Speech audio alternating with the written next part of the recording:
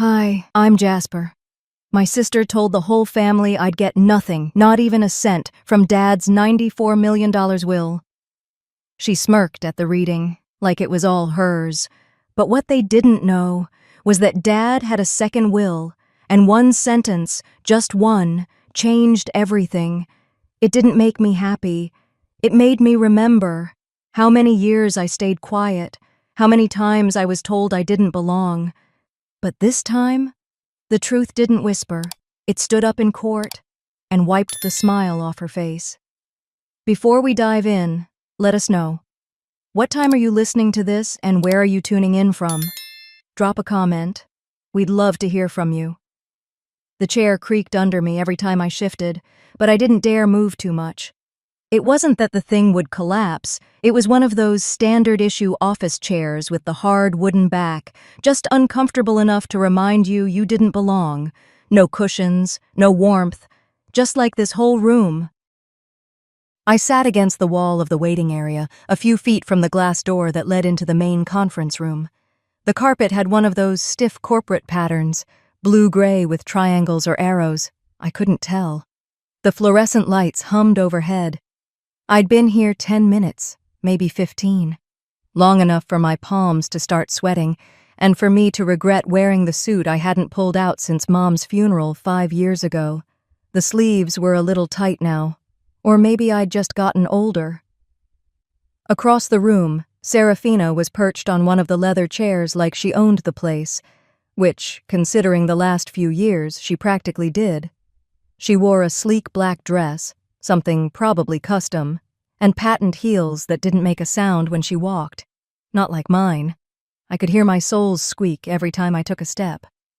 She was talking to Marshall, Dad's financial advisor. Loud enough for the receptionist to hear, and probably loud enough for me to hear too, though I didn't give her the satisfaction of looking in her direction. And then Dad said, "Well, Serafina, I guess you're the only one I can really count on." She laughed, as if recalling some touching father-daughter moment. Marshall chuckled politely, clutching a stack of paperwork. No one acknowledged me. Not that I expected a parade. I knew what this was going to be. A formal ending, ties cut clean, a name signed on a document, and everyone moving on. Serafina always made sure I knew I was the footnote. The reminder of the first life Dad left behind. The life with Mom. His early years, as he used to call them when introducing me. Like I was something antique, dug up from a dusty box in the attic. The funeral had sealed that thought for me. I stood toward the back, out of the family pews. Serafina had read the eulogy. She talked about Dad's business brilliance, his unshakable devotion to family, the way he built everything from the ground up. She never said my name, not once. And the way her voice wobbled when she mentioned how much she'd miss their weekly brunches was the closest thing to emotion she could muster. Our stepmother, Meredith, didn't even glance my way. Her face was fixed in that practiced widow's sorrow, the one I'd seen in society pages and holiday newsletters for 2 decades. She sat there with her diamond studs and a veil that looked more fashion-forward than mourning. I didn't say anything then, and I wouldn't now. But sitting in that chair by the wall, in this sterile office, the ache in my stomach wasn't hunger. It was memory. I kept thinking about the last time Dad and I spoke. It had been short. I called for his birthday last November, left a voicemail. He called back 2 days later. "Thanks for remembering," he'd said. "I appreciate it." We talked about the Astros, the weather, his blood pressure. Nothing deep, but there was a warmth in his voice that had surprised me. He asked how work was. I told him I was still with the city. He said he was proud I stuck with it. And then, silence. A long pause. Before he mumbled, "All right, son. Be well." It had ended like that, just like every call before. Clean. Brief. Undisturbed. And now here I was. The receptionist looked up. "They're ready for you." I stood slowly, adjusting the cuffs of my jacket. My fingers were stiff.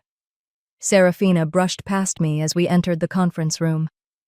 She didn't say a word, just a glance, a flick of her eyes over my tie, as if I were the valet who parked her car.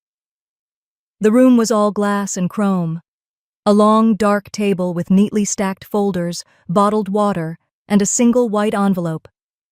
That envelope sat to the side, thick, heavy-looking. My name was written on the front in Dad's handwriting. I hadn't seen that handwriting in years. Slanted letters, slightly shaky, but still sharp. I blinked, unsure if I was imagining it. The lawyer, Mr. Fielding, nodded at me, then at the envelope, but he didn't say anything yet. Instead, he cleared his throat and opened a leather-bound folder. "As per the wishes of the late Mr. Mallory Graves," he began, voice steady and clipped, "we are gathered here to read his final testament and distribute his estate in accordance with his instructions." Serafina leaned back in her chair, folding one leg over the other. I could see the gleam of her watch, probably another gift from Dad. The estate includes the following: the primary residence in River Oaks, 3 investment properties across the state, liquid assets in various trust accounts, a personal art collection, appraised at $8.3 million, and full ownership of Graves Holdings, LLC. With each item, Serafina's smile grew wider. She tilted her head slightly, as if pretending to be surprised by the magnitude of it all. Per the document, all listed assets are to be transferred in full to Serafina Graves. She exhaled softly, almost smugly, like a cat who knew the mouse wasn't getting away. I didn't move. Just sat there, one hand gripping my knee so tight my knuckles turned white. I'd told myself I wasn't expecting anything, but hearing it out loud still scraped something raw. The silence hung for a second. Then Fielding flipped the page. "However," that word dropped like a hammer. Serafina's lips parted. The air in the room shifted. Even Marshall stopped flipping through his notes. Fielding looked up. His voice dropped slightly. "There is a private clause addressed directly to Mr. Jasper Graves." I turned toward him slowly. I could feel my pulse behind my eyes. He reached for the envelope, slid it gently toward me. "This portion of the will is not to be read aloud. It is to be opened and reviewed by Mr. Graves alone." Serafina leaned forward. "What is that supposed to mean?" Fielding didn't answer. He simply folded his hands and waited. The envelope was heavier than I expected. Not in weight, really, but in something else. Like the moment I touched it, every unspoken word between me and my father had found a place to settle. My name, written in his hand, was sharp, but unsteady. The kind of handwriting you only see in the final stretch of life. The kind that knows it won't get a chance to write much more. I took it with both hands. Serafina leaned in her chair across the table, arms crossed, lips tight. Her eyes followed the envelope like it might bite her. I could feel her trying to read my face, but I gave her nothing. Just a long breath through my nose and a nod to Mr. Fielding. "Would you like a moment, Mr. Graves?" he asked gently. I didn't answer, just opened the flap. Inside, the letter was folded carefully, with a smaller, official-looking page tucked behind it. I unfolded the handwritten one first. Dad's script. That same mix of prideful loops and disciplined straight lines. The room faded out. I didn't hear Serafina shifting in her chair. I didn't hear the clock ticking. All I saw were the words, "Jasper, if you're reading this, I'm gone. I don't know where to begin. I suppose an apology is the only honest place. I failed you, not just once, but slowly, over years. I let pride and image get in the way of presence. I told myself you were strong, that you didn't need much, that you would understand someday. But that was an excuse, son, a weak one. And I know it. You deserved better. But you need to know this. I saw you. I always saw you. Every time you showed up, quietly, without needing anything. Every time you called, even when you knew I wouldn't call back. Every steady thing about you. I noticed. I never stopped being proud. Not once. This world took me further from you than I ever wanted. But I need you to know. I loved you, Jasper. Even when I didn't say it. My throat closed. I blinked fast, hoping no one noticed the way my hand trembled slightly as I gripped the bottom of the page. My eyes stayed on the letter, but my vision blurred around the edges. I hadn't realized how long I'd been holding my breath until I exhaled, quiet and slow, like a balloon deflating in my chest. Mr. Fielding cleared his throat. "Attached to that letter, sir," he said carefully, "is a notarized codicil, executed 5 weeks prior to Mr. Graves's passing, fully witnessed, and filed separately from the primary will." I looked up. Seraphina's head snapped to him. "What?"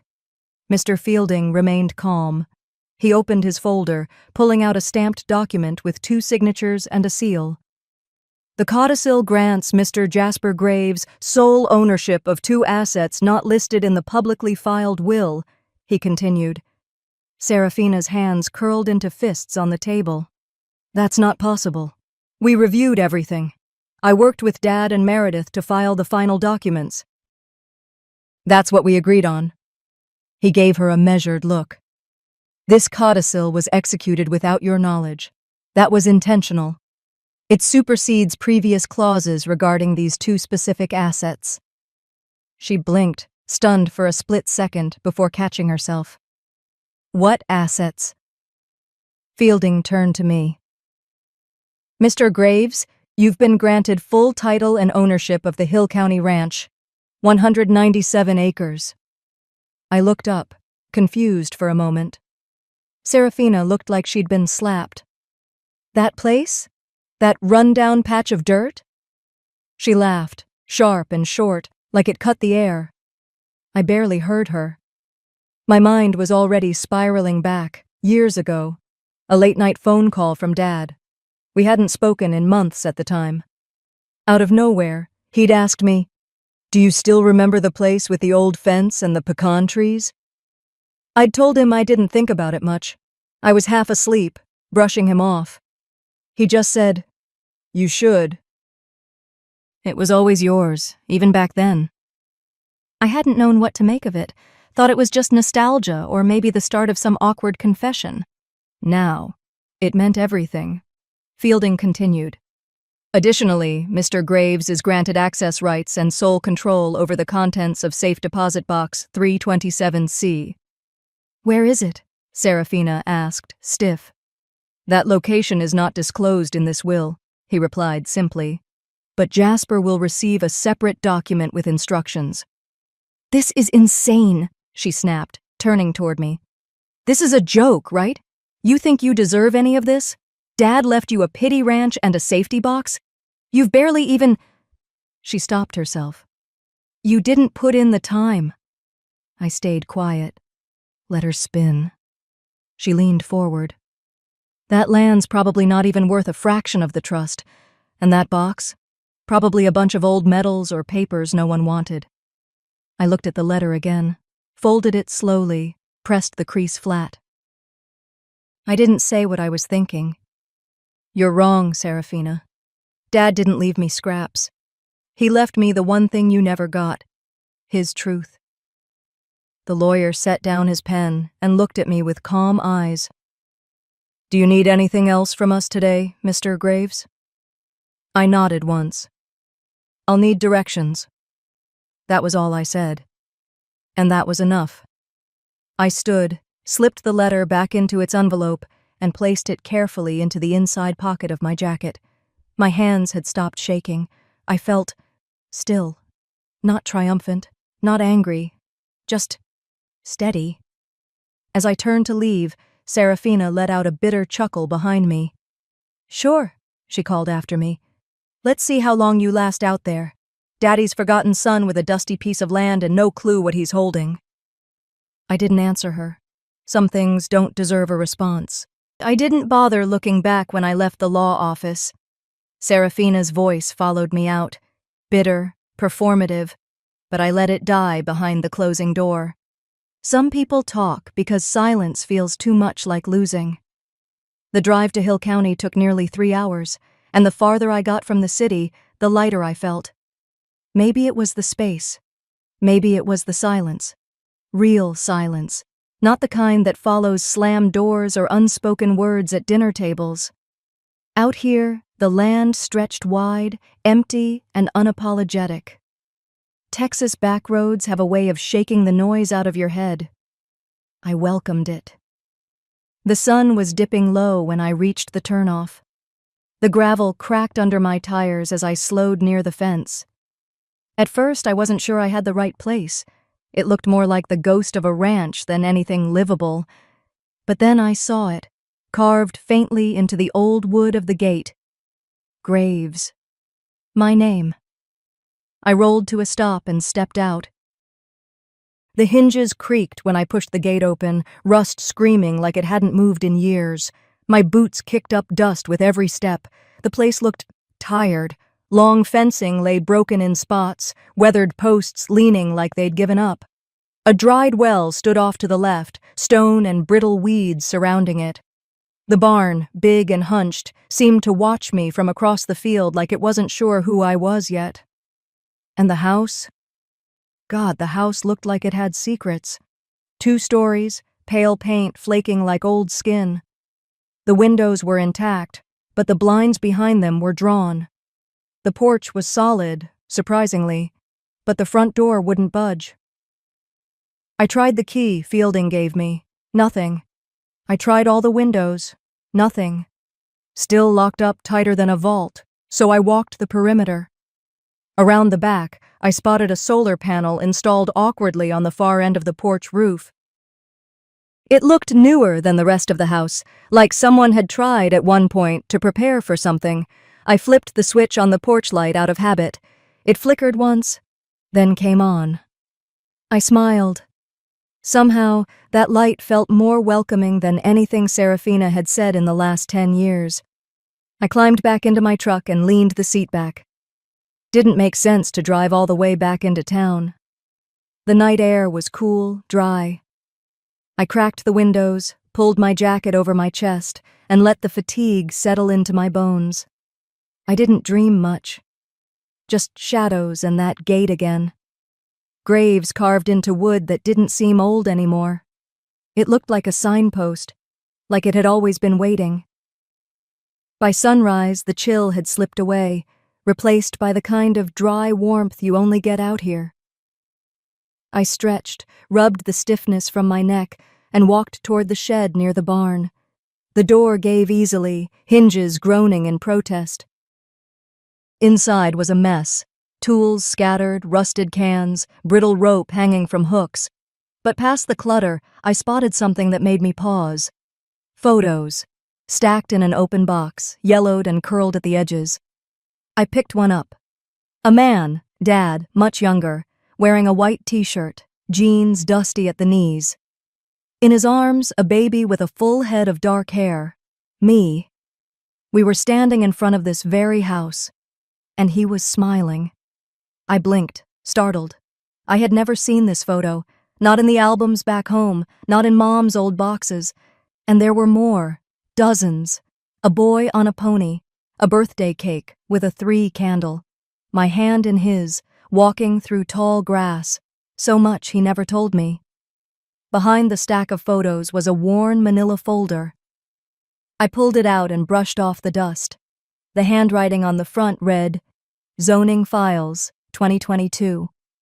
Inside, a printed letter from the county zoning office. I scanned it quickly, expecting legal jargon. Instead, I found a formal notice, an offer of purchase for this land, $15.8 million, pending approval for commercial development. My breath caught. I read it twice, then a third time, slower. The offer came from a company based in Austin, real estate, big development firm. Their name sounded familiar, probably from those billboards littering the highways promising luxury country living. The paperwork was all there. Dates, signatures, all except one. Dad's. It was unsigned. At the back of the folder was a yellow post-it, half peeled from the page. In faded ink, his handwriting again. Unmistakable this time. Only if Jasper says yes. I sat down hard on the edge of the tool bench. The offer was recent, barely a year old. So this wasn't some forgotten property. He knew what it was worth, and he still left it to me. I don't know how long I sat there, staring at that note. Long enough for the light to shift. Long enough to wonder if this was the first time in my life someone had placed real value in my judgment. Not out of guilt, not out of pity, just trust. Outside, a breeze pushed through the dry brush. The house stood quiet behind me, but the place didn't feel dead anymore. Just waiting. I locked up the shed and headed back toward the truck to grab my phone. I figured I'd call Fielding, ask if he knew more about the deal, maybe get someone out here to help open the house properly. That's when the screen lit up. One new message. No name, no number I recognized. We know what you inherited. Let's talk. I stared at the screen, thumb hovering. Then another message came through. This time, just coordinates, a location pin, and a sentence. I didn't sleep. The truck seat wasn't made for overnight rest, but that wasn't what kept me up. My body was tired, bones sore from the long drive, eyelids gritty from dust. But my mind, wide awake, the coordinates, the message, that second one especially. Bring the key. No copies. I sat in the cab with the dome light off, watching the windows for any sign of movement. Shadows moved across the brush now and then, but they were just trees dancing in the breeze, or maybe deer skimming along the edge of the field. Still, every rustle had me on edge. Who sent the message? And how did they know I had the key? By 5 a.m., the horizon began to lighten. I poured the last of the lukewarm coffee from my thermos and swished it around before swallowing. My stomach was tight. Not fear, exactly. Just alert.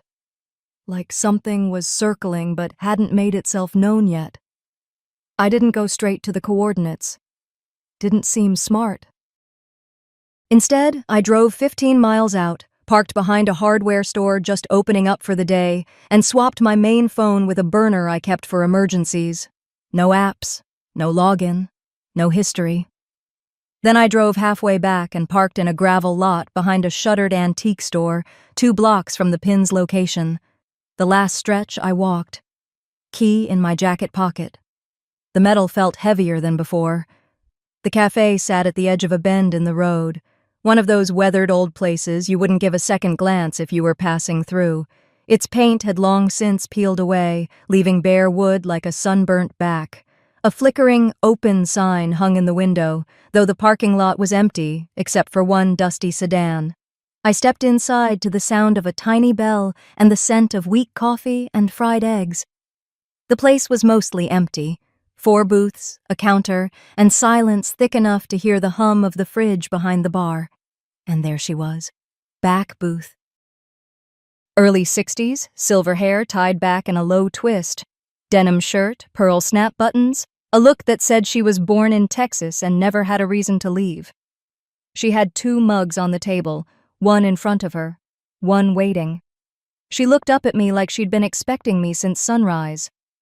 "You're Jasper," she said, like it wasn't a question. I didn't sit immediately. "Who are you?"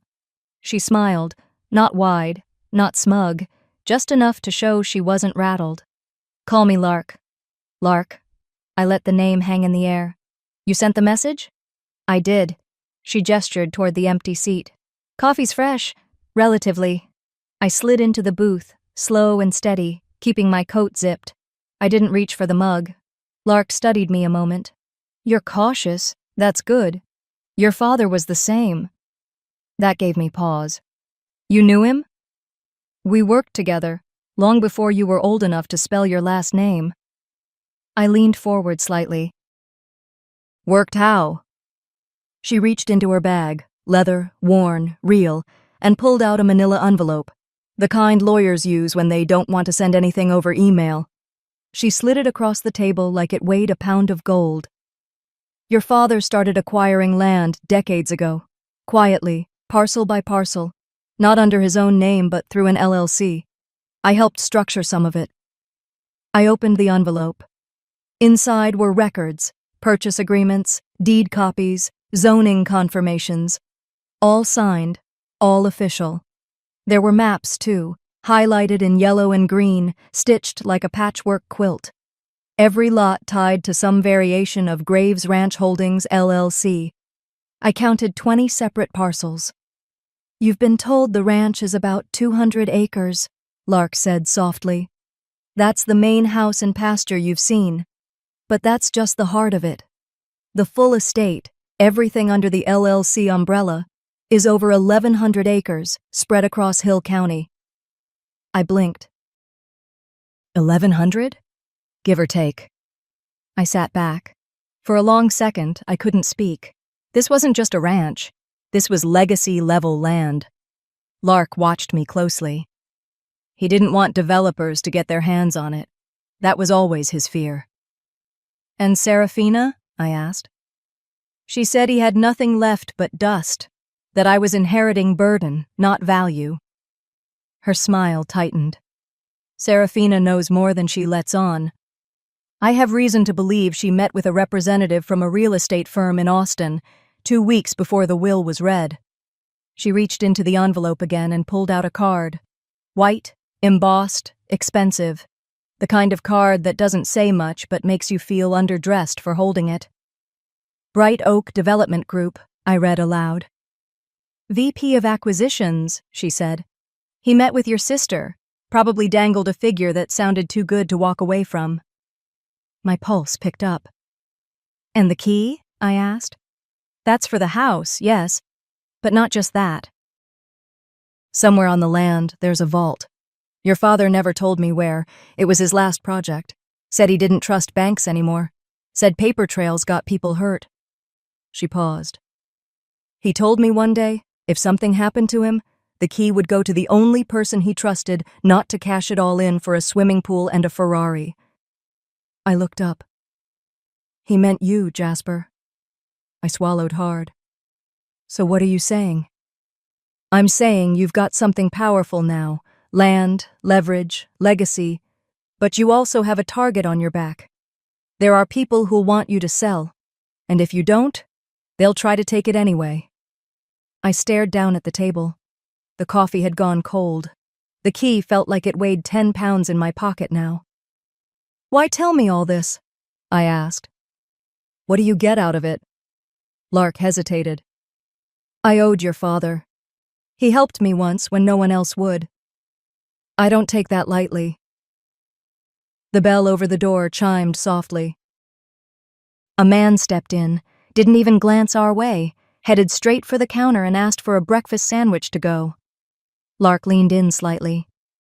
You've got a choice now, Jasper. You can sell and make a fortune, or you can do what your father hoped, protect the land. But either way, understand this. You're not the only one who knows what you're holding, and not all of them will come bearing coffee. I exhaled slowly. She reached into her coat one last time and slid a folded map across the table. Your father marked something near the creek bed on the southern edge of the second parcel. Might be worth taking a look. I nodded, still processing everything. She stood, pulled a 10 from her wallet, and tucked it under the mug she never drank from. As she turned to leave, she paused beside the booth. Whatever you decide, she said, voice low. Just know, your father chose you for a reason. And he didn't leave you unprotected. She stepped out into the fog. I sat there for a long time, listening to the soft hum of the refrigerator and the quiet scrape of someone buttering toast 2 booths over. When I finally stood to leave, I pulled my coat tight and slipped my hand into the inside pocket for my keys. That's when I found it. A slip of paper I hadn't put there. Vault 327C. They don't know what's inside. The paper felt oddly heavy in my hand for something so small. Vault 327C. Those words burned into me like they knew something I didn't. I sat in my truck, parked beneath the rust-streaked awning of a deserted rest stop, just staring at the note. The handwriting wasn't mine. The fold was too neat. Someone had placed it deliberately into my coat pocket, and they wanted me to find it now. It took maybe 15 seconds before I was back on the road, tires spitting up loose gravel as I peeled away. The sky was starting to bruise purple around the edges, sun dipping behind the Texas hills as I punched the address from the will envelope into my phone's GPS. An hour later, I pulled into a gravel lot beside a low-slung, unmarked concrete building. No logos, no office windows, just a keypad bolted beside a steel door and a rusted sign reading Kerrville Private Archive Facility, authorized access only. I stepped out into the dry evening air, key in one hand, the emergency file clutched in the other. I didn't know what I expected, maybe another brick wall, but when I slid the thin, numbered key into the lock of Vault 327C and turned it, the door clicked open. A wave of cold air hit me, not musty, not rotted, cold, like the place had been preserved for something sacred. I stepped inside. The vault was bigger than I'd imagined, maybe the size of a small studio apartment. Fluorescent strips lined the ceiling, flickering faintly as motion sensors triggered them on. My boots echoed against the concrete floor. In front of me, metal shelves lined with dusty boxes, a low file cabinet with a keyhole, and a locked rolling cart shoved against the far wall. I didn't say a word, just started opening boxes. The first one was filled with what looked like junk, old envelopes, yellowed papers, crayon drawings, but when I pulled one out and turned it over, my breath caught. It was mine. My name, in crooked elementary school handwriting, scrawled across the front. Addressed to my father. I flipped it open. Dear Dad, I miss you. Can we play catch again soon? I drew you a dinosaur. I stopped reading. One after another, I opened the envelopes. Most were still sealed. My childhood words, my drawings, my little boy hopes, all packed into a box like trash never meant to be seen. I remembered writing them.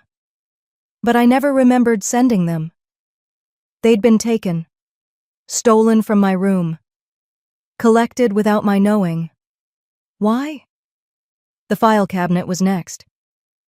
I jimmied it open with the edge of the emergency key and crouched down, heart hammering.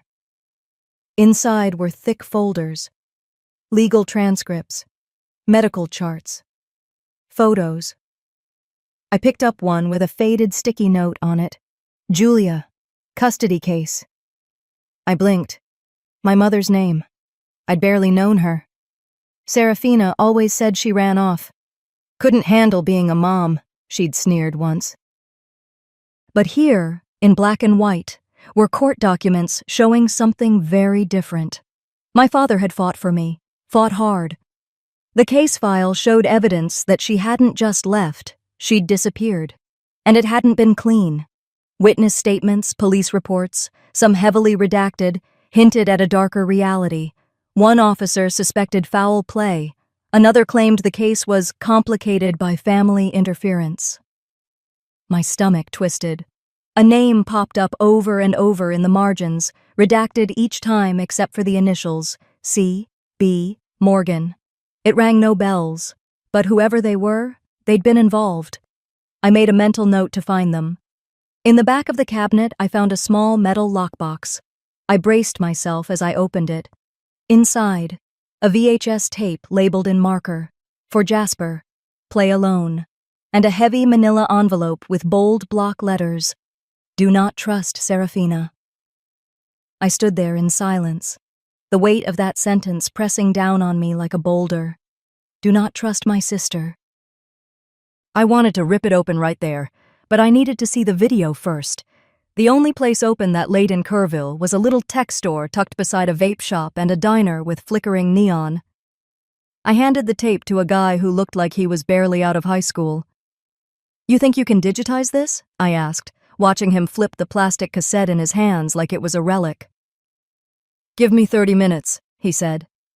I waited in the diner next door, nursing a burnt cup of coffee I didn't drink, and watching the screen of my phone light up with text after text from Serafina. "Where are you?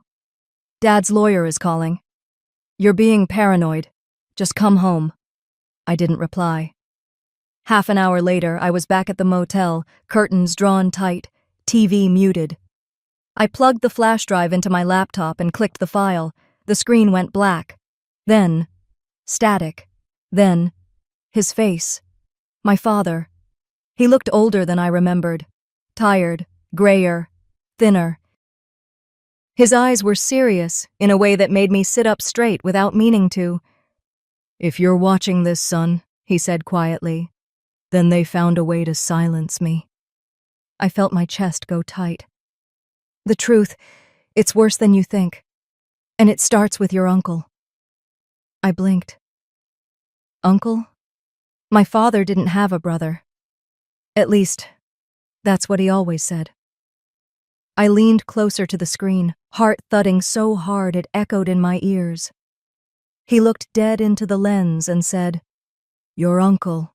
He's the reason your mother vanished. And Serafina, she knew." I stopped breathing. Everything, every lie I'd been fed, was unraveling.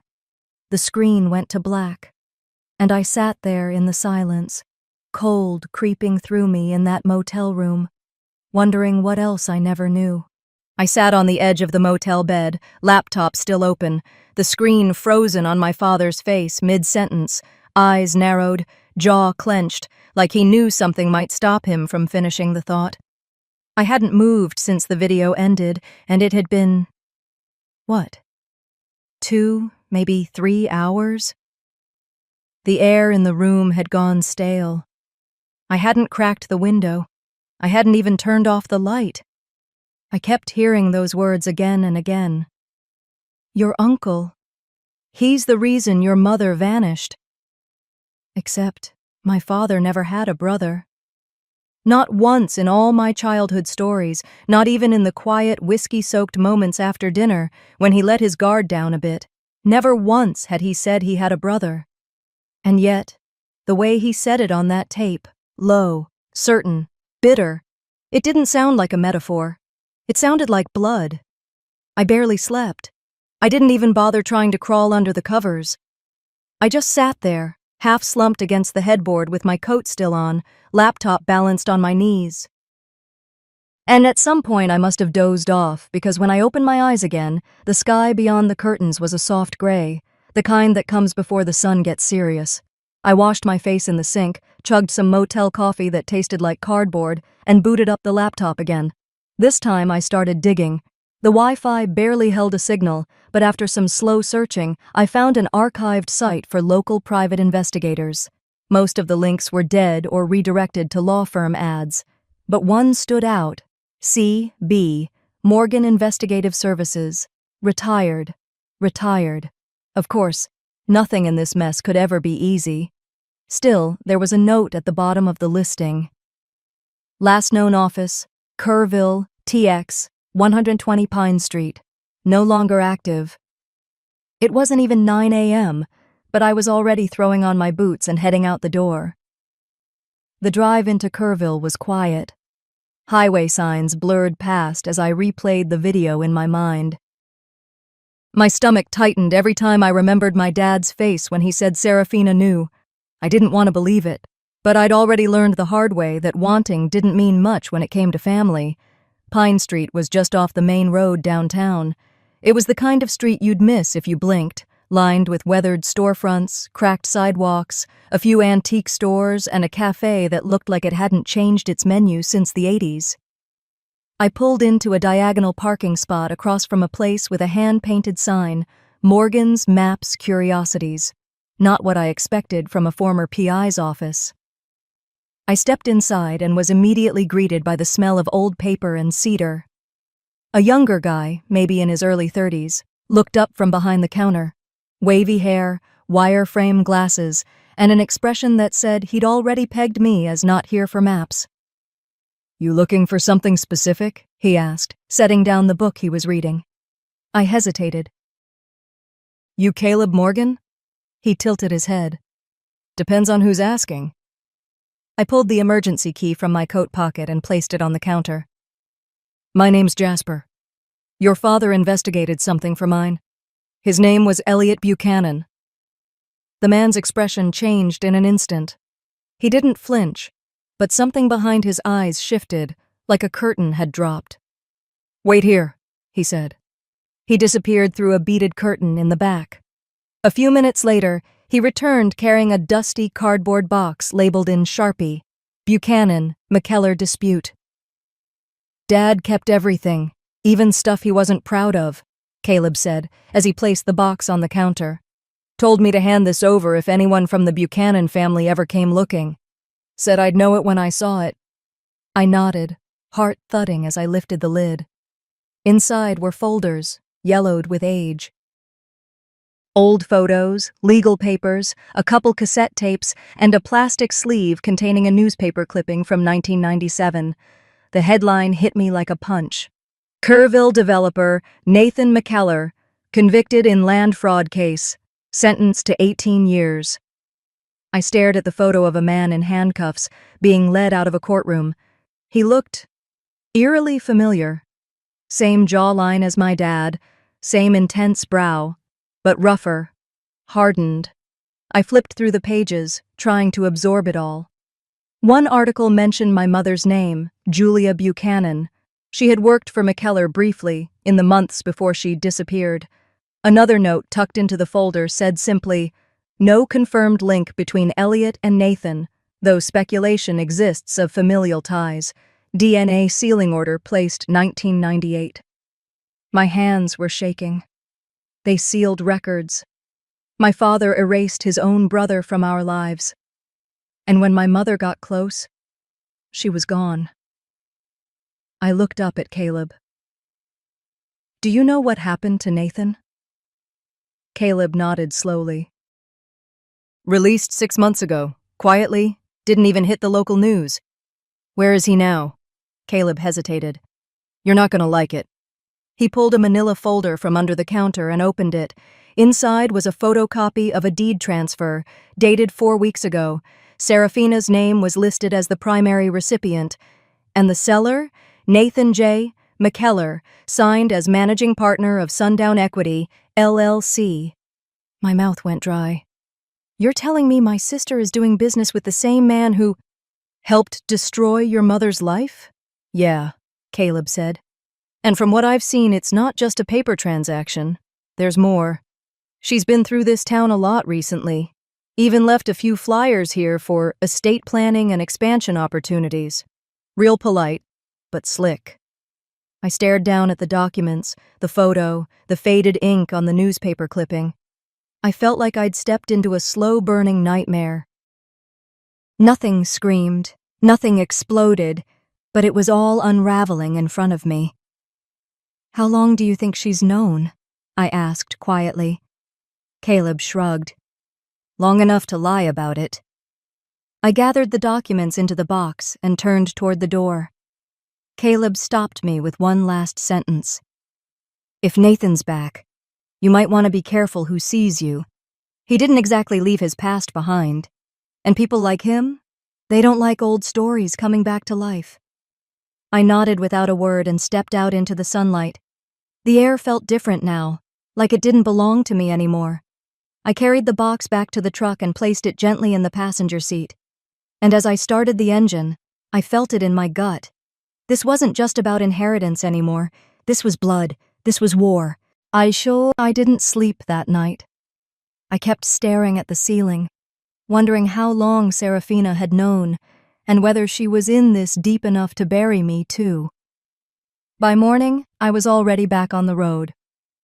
The sky stretched wide and blank over the highway as I headed toward Austin. I kept the windows cracked just enough to let the wind slap some clarity into my thoughts. This wasn't just about a dirty will or old land deals anymore. It was about something uglier, more deliberate. And if Serafina was working hand in hand with Nathan McKellar, the uncle no one had ever mentioned, then I needed to see just how far she'd buried the bodies. I parked 2 blocks from her law office. It was a sleek glass building near the edge of downtown, one of those places with marble floors and a water feature in the lobby, trying too hard to feel important. I didn't want to draw attention, so I left my truck in a meter spot near a deli, threw on a clean shirt, and grabbed the plainest manila envelope I could find in my glove compartment. Inside the lobby, a receptionist with a headset and an overly polite smile greeted me. "Can I help you?" I nodded, affecting a tone just shy of irritated professionalism. "I'm here to retrieve a deed for review. Vault 327C. Her face twitched. Just a second, but I caught it. Her fingers paused mid-keystroke. Then, without looking up, she said, "I'm sorry, I'm not familiar with that one. Let me double-check." She reached below the desk, pulled out a binder, not a computer, not the system she was typing on, and flipped quickly, shielding the pages from my view. I stepped a little closer, pretending to shift the weight of my bag. One of the folders had initials scrawled across the corner in red marker, NM Holding Group. I froze, but just for a second. "Never mind," I said, backing up slightly. "I'll come back with the client number. Sorry to waste your time." She gave me a tight smile. "No trouble at all." I walked out like nothing mattered, but my pulse was thudding in my neck. Back in the truck, I pulled out my laptop, connected to my phone's hotspot, and ran a business records search on NM Holding Group. No website, but one hit came up through the state filings site, registered LLC, just under a year ago. 2 founding names, Serafina Buchanan, Nathan James McKellar.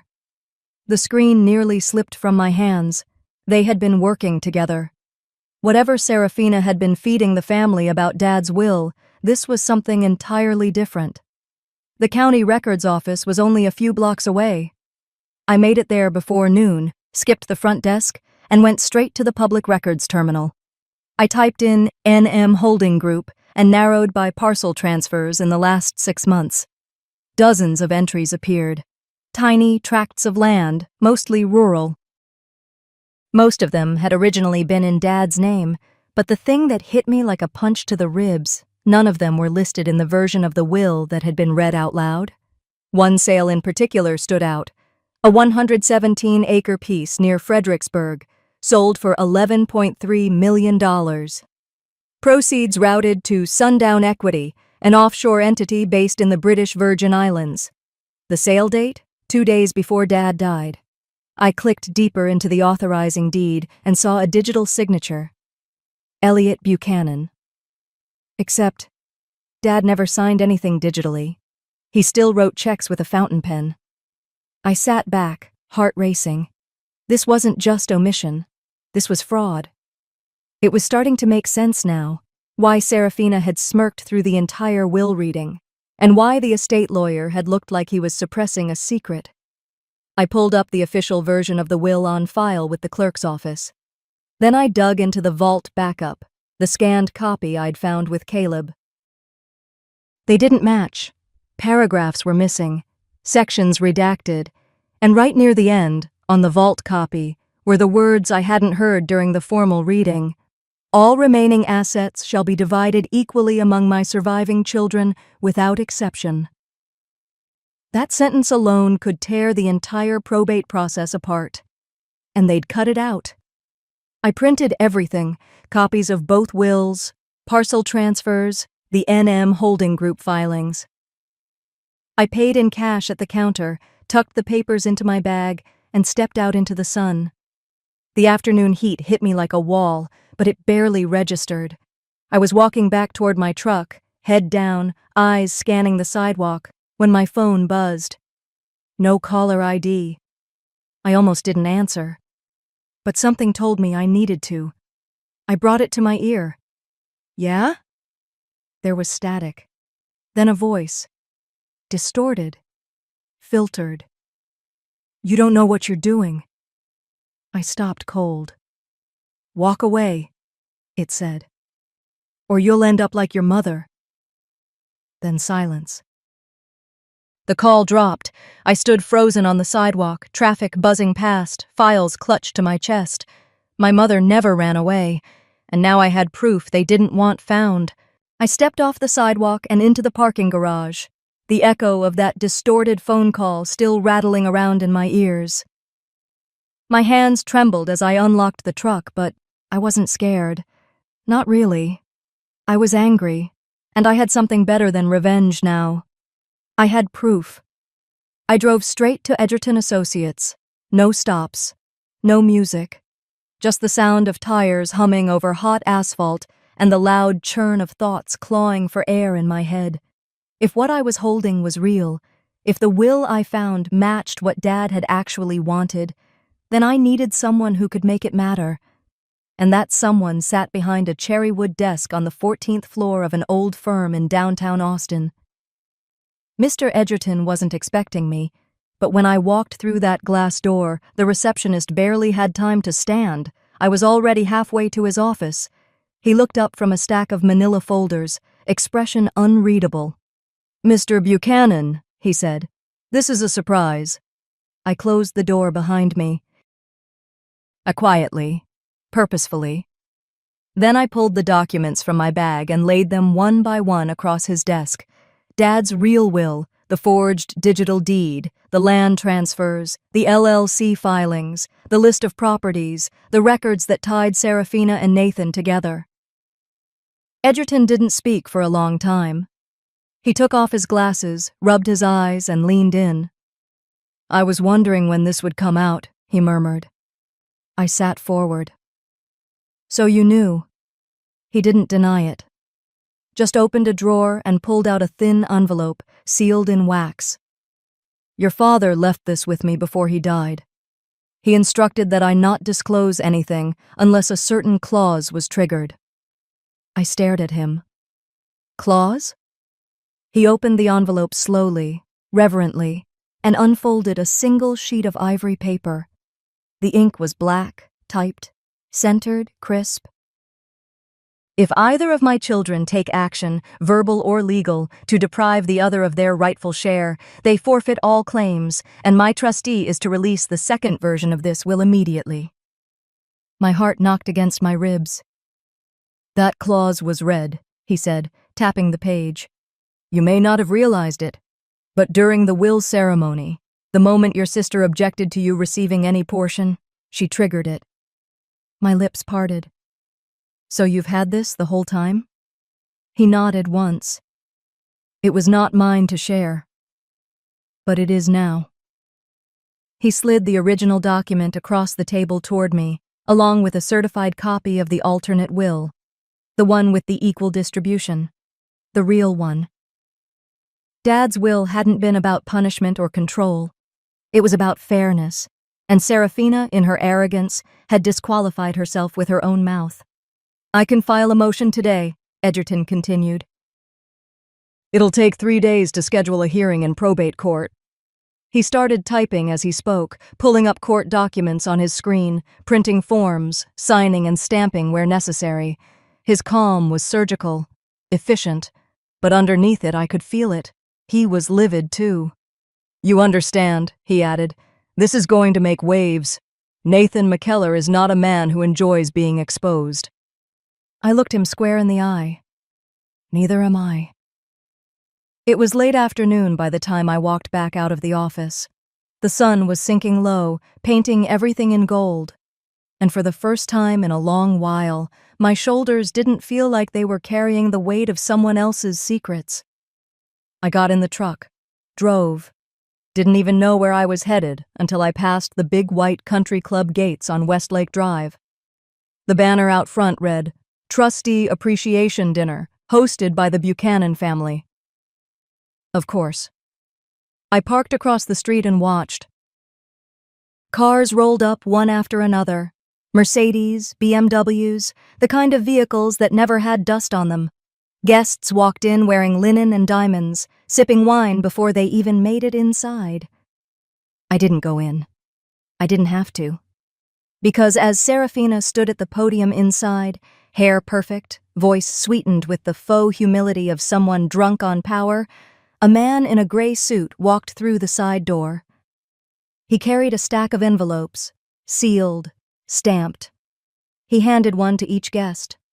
One by one, One by one, faces changed, mouths tightened, eyes flicked toward Serafina, then back down to the official-looking documents in their hands. She faltered mid-toast.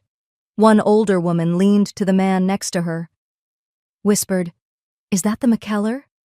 From the Kerrville land scandal?" Another man squinted at the name. "I thought he got disbarred."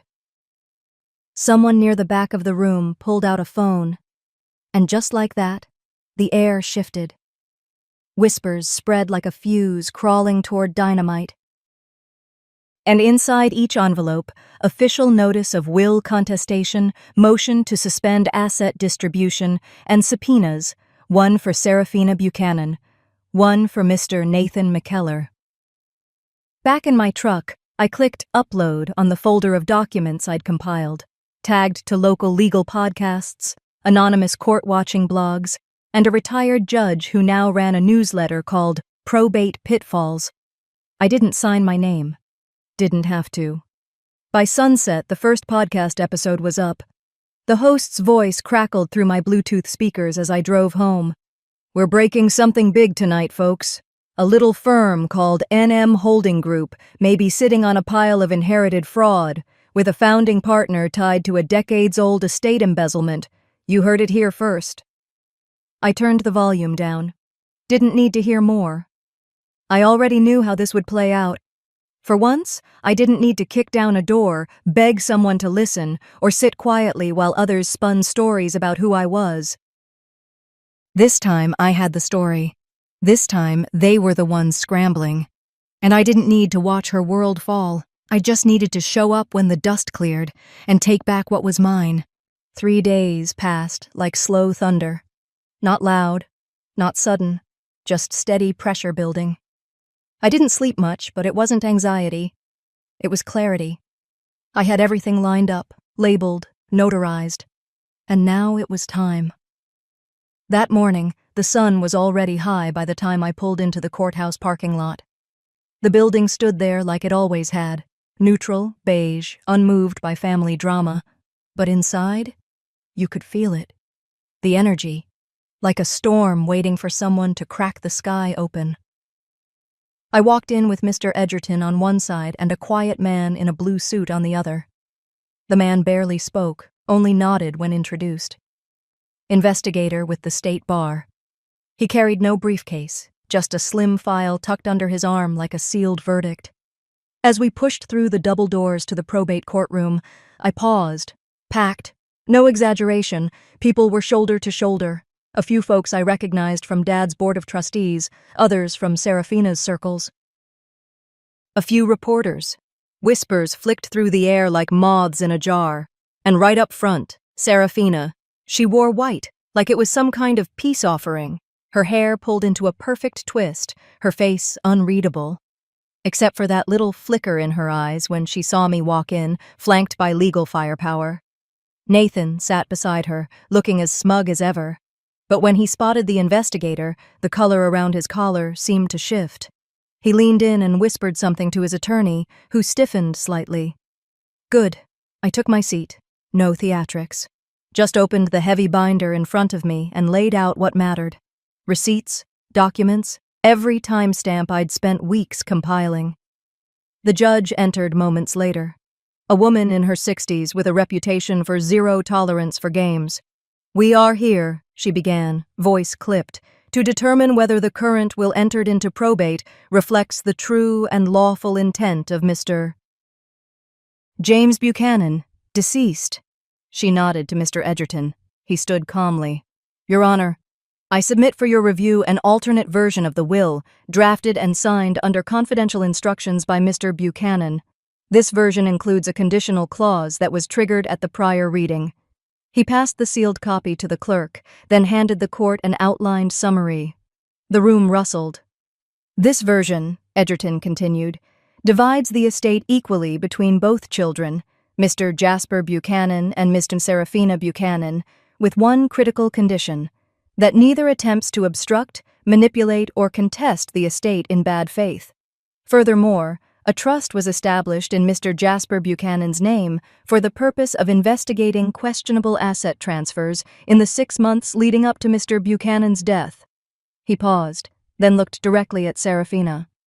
And finally, a specific clause excluding any benefit to Mr. Nathan McKellar. The silence in that room could have sliced through glass. Serafina's lawyer jumped up, stumbling over his words. "Objection, Your Honor. This is irregular. My client was unaware of any such clause. This document, this is—" The judge raised a hand. "Counselor, you'll have time to respond. Sit." Nathan leaned back, but the smugness was gone, replaced with something tighter: calculation, fear. The investigator stepped forward then, offering a single-page summary of LLCs traced back to McKellar, several of which had received sudden injections of cash within weeks of Dad's final hospitalization. The judge flipped through the exhibits. Her brow arched. "Mr. McKellar, are you prepared to explain these transfers?" His lawyer whispered something fast, but Nathan didn't respond. His jaw was clenched. Meanwhile, I sat there, quiet. I didn't smirk, didn't grandstand. Just laid down the pages one by one. Emails from Dad's legal assistant about the revised will, time-stamped calls from Serafina to property agents, wire records that didn't lie. When Edgerton handed over the trust deed, the judge read it twice. Her voice softened just slightly. "This appears deliberate, thoughtful, and binding." An hour passed. Maybe more. Arguments. Rebuttals. Serafina's team tried everything, claimed I manipulated the documents, claimed the timing was suspicious, claimed Dad was confused, but the evidence was clear. Crystal. When the judge finally leaned forward to deliver her ruling, the entire room seemed to hold its breath. "I hereby rule that the second version of Mr. Buchanan's will shall be recognized as the valid testament. The equal distribution clause is to be upheld. However, given evidence presented regarding inappropriate influence and potential fraud, Ms. Bisla Buchanan's portion is to be frozen pending criminal investigation." She turned to me. "Mr. Buchanan, you are appointed executor of the estate under the corrected directive." I didn't blink. I just nodded. Because this wasn't about winning. It was about making the truth louder than the lies. Court adjourned. Most people scattered quickly. Some stayed behind, whispering in hushed tones, eyes flicking between Serafina and me like they were watching a war with no winner. I gathered my binder, preparing to leave, when I heard her voice behind me. "Jasper." I turned. She wasn't furious. She wasn't crying. Just hollow, like she'd been emptied out from the inside. "For what it's worth," she said quietly. "I didn't think it would go this far." I didn't answer. She looked down. "Why did he choose you?" I exhaled, not from exhaustion, just from the weight finally lifting. "Maybe because I never tried to turn love into a transaction," I said. "Maybe because I didn't need a bigger slice. I just wanted what was fair." She didn't respond. Just stood there, staring at the courtroom floor like it held all the answers she was too late to ask for. By late afternoon, I found myself back at Dad's grave. The wind had picked up. A few leaves danced around the base of the headstone. I knelt down, placed the letter I'd written days ago, and just sat with it for a while. I didn't read it aloud. I didn't need to. There was nothing left to prove. No anger, no speech. Just silence and the sound of something finishing. A kind of peace. I didn't win everything. I didn't want to. But I walked away knowing the truth outlived the lies. And sometimes that's the real inheritance.